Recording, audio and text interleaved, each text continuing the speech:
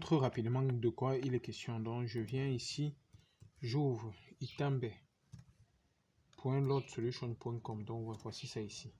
Tu vois comment ça ouvre non, rapidement. Maintenant, je viens ici, là, voici l'interface pour accéder à la base de données. Voilà, donc voilà le login. Le pôle numéro, c'est itambe encore 2020 étoile étoile. Tu vois que ça ouvre la base de données. Pour exporter, tu appuies seulement sur ça, ça déroule les tables. Tu cliques sur exporter et ensuite tu cliques sur exécuter, ça exporte. C'est la seule chose qu'il y a à faire à ce niveau-ci. Exporter la base de données régulièrement et dater. Voilà, donc je viens maintenant au niveau de l'application. Je te présente rapidement. Voilà, donc tu peux te connecter. Voici un super admin. Il y a un autre aussi qui est aussi super admin, qui est admin. Donc, il y a deux super administrateurs. Ok, donc regarde les classes. J'ai des as, donc j'ai mis tous les niveaux que l'application, que l'établissement a. Voici tous les niveaux que l'établissement a. Maintenant, les classes par niveau, voilà ce qu'il faut faire. Ce qu'il faut faire, c'est que, comme il n'y a que deux sixièmes là, j'ai dit comme ça, j'ai désactivé la classe. Parce qu'il n'y a pas 4 sixièmes.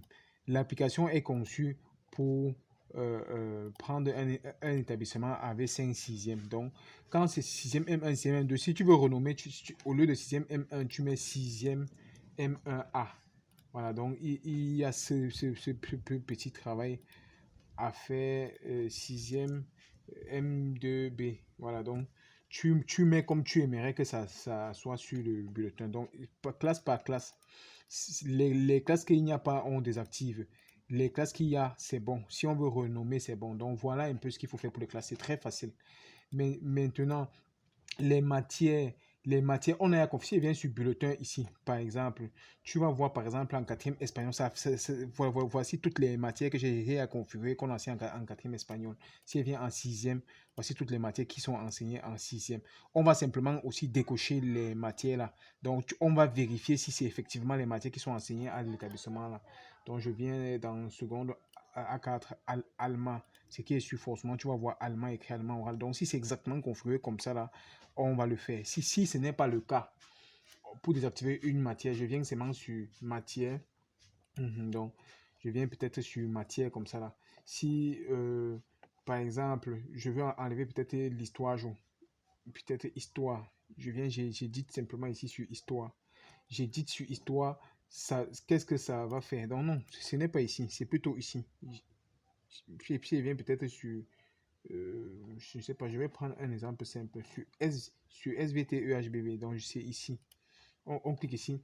C'est ici qu'on configure ou bien on enlève. Donc, voilà, voici toutes les classes dans lesquelles espagnol est enseigné. Tu mets le coefficient et tu enregistres. Donc, il va falloir vérifier un peu chaque matière. Quand je viens sur maths là, je clique sur maths. S'il y a des trucs à modifier, si 6e, c'est quoi? Si c'est 3, tu mets 3.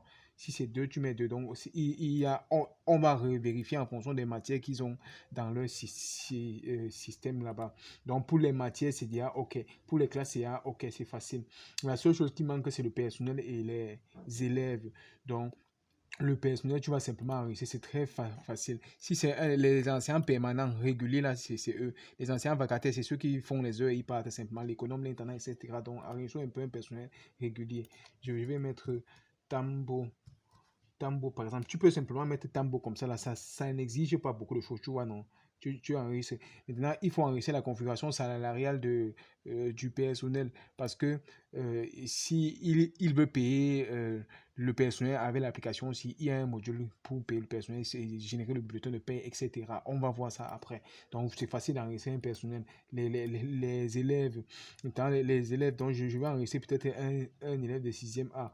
Donc, la seule chose, c'est que tu peux seulement entrer le nom. Vas-y, le nom peut-être d'un élève.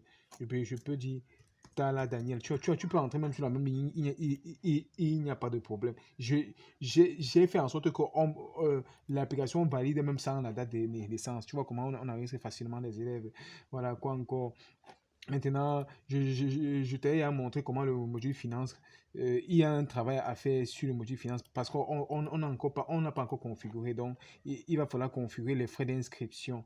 C'est-à-dire que je viens sur inscription, j'ai dit ici, comme dans la vidéo que tu avais vue là. Déjà, j'entre les dates d'échéance et tout ça. Je viens peut-être en classe de 6e. Je suppose que les frais d'inscription, c'est peut-être 25 000 en 6e.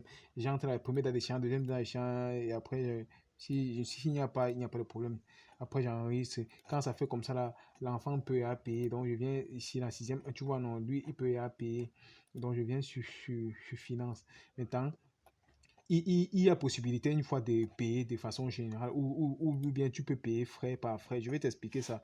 Tu vois, non, donc, s'il a une réduction, tu mets la réduction. S'il n'y a pas de réduction, elle paye comme ça et elle imprime le reçu, simplement. Donc, elle peut lancer l'impression du reçu en PDF. Tu vois, non? Elle peut lancer en PDF directement, ça sort le PDF. Ça c'est ce qu'il n'y avait pas sur l'autre version là.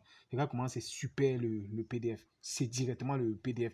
Ou bien elle peut faire l'impression rapide pour que ça mette sur le navigateur comme ça et maintenant elle vient configurer comme elle veut.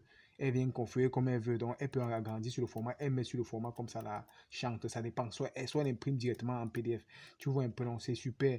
Gars, il y a beaucoup de choses à dire. Maintenant, j'ai encore oublié. Pour les emplois de temps, bon, bref, au fur et à mesure. À tout à l'heure.